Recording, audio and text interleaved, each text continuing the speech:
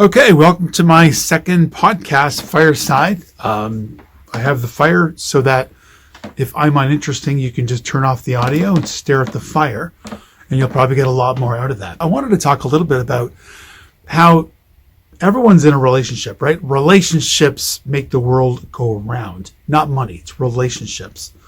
Our relationships with everything, but especially other humans.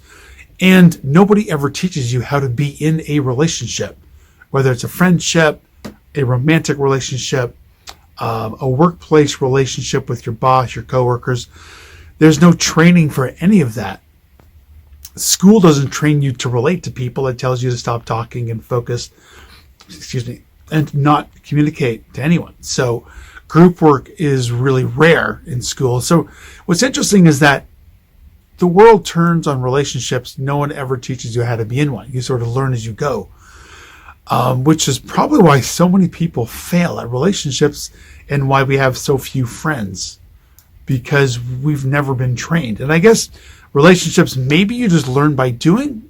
You can't really train people, but you can certainly establish some principles and some standards about how to treat people. Anyway, what comprises all relationships is conversation, communication, but conversation. It's different. And nobody ever teaches you how to have conversation. If you notice, most people are pretty bad conversationalists, right? They either dominate or they don't ask questions. And good conversation is extremely rare, because rarely do you ever have someone just sit and maybe interview you. Not that that's how conversation should always go. Especially when you say something interesting or you share a philosophy or an outlook rooted in your experiences. Very few people ever ask a follow-up. Tell me more. Tell me why you think that way. We find this in job interviews a lot of times. You'll say something really interesting. You'll drop some interesting position you had, some job, and the interviewer will just go to the next question. They'll just completely overlook the fact that you traveled to Australia, you traveled to Asia, you grew up in a broken home, etc., and won't ask follow-ups about how your experiences helped shape you. And I find a lot of conversations are unsatisfying because people just borrow other people's ideas. So that is most philosophies. Most people's philosophies are borrowed ideas. They'll quote someone or a book that they read, or they'll just say cliches, right? So many people say the same thing. It's like, when it's springtime out, it's like spring into spring or fall into October. These hackneyed phrases that everybody uses. It's unfortunate that there's so little creativity, that we borrow so much of what we say from other people. Anyway, good conversation is not taught or trained, and it comprises all relationships. So those two things are essential for us to cultivate and develop. And unfortunately, we're left to our own devices to learn how to have conversation and how to be in a relationship. Now, I'm not an expert on relationships. I have failed my share. But I'm not bad at conversation. That's one of the things that I'm better at. So I urge you to, when you're in a conversation, ask people questions. Everyone loves to share their biography, and you will begin to learn why people's outlooks are the way they are.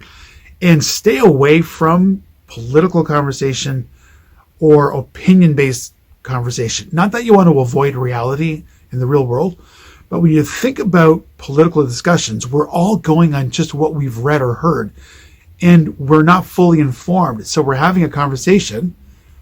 Both people in a conversation are sharing what they know, which isn't even close to all the knowledge about that particular issue. Better to have conversations about personal experiences. Ask people about their personal experiences. Ask people about what they've observed and encountered. Then you will find an expert and an interesting storyteller, and you will learn and grow while they're enjoying the limelight of sharing this either painful experience or this joyful experience. Maybe it was an accomplishment, their accomplishments, their failures, their challenges, what they've learned. Ask people about their travels, where they've worked, who their family are, if their grandparents were in the war, etc., what their siblings do. You can go on and on. What they did at 16 years old for a job, how they did in school, were they a stoner, etc., what they've struggled with psychosocially. People love to share their own personal journeys and challenges, and therein you can identify and you can connect and you can bond. And there's no room for tension because you're not disagreeing. You're not discussing issues or debating. Oftentimes debate is just a game of tag anyway, where we're trying to one-up the other person, make them look bad, make us look smart. Whereas a discussion about someone's personal experiences is not a debate. It's life sharing. It's sharing. And both parties grow. Both parties benefit. Then you can add in. So once you've heard some piece of the other person's story, you can add your own, not to one up, but to share. And therein you can be relevant to each other. You can relate to each other. Then you can share your personal experiences. And in that is oftentimes a lot of humor. So in so doing, you connect, you share, you both walk away emboldened, better people, further along, more mature. And you don't walk away thinking, oh, I should have said that to win the argument. It wasn't about winning an argument. It's not an argument. You're basically asking someone about their life. And in return, if they're a good conversationalist, they will return the favor. So that's good conversation, which forms the basis of good relationship. So I'll share that. Was there anything else I wanted to talk about? There was this thought I had this week that whoever commits suicide obviously didn't have enough humor in their life, right? There was a lot of components involved in leading them to that decision to commit suicide. But one thing's for sure, they had a shortage of humor.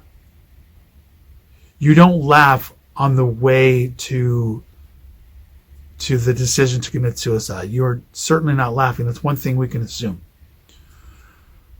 And that's where humor plays a role.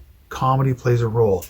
And if we're in our depressive states, our states of sadness or unhappiness, which are two different things, which we can discuss, we've got to look at ourselves with some humor.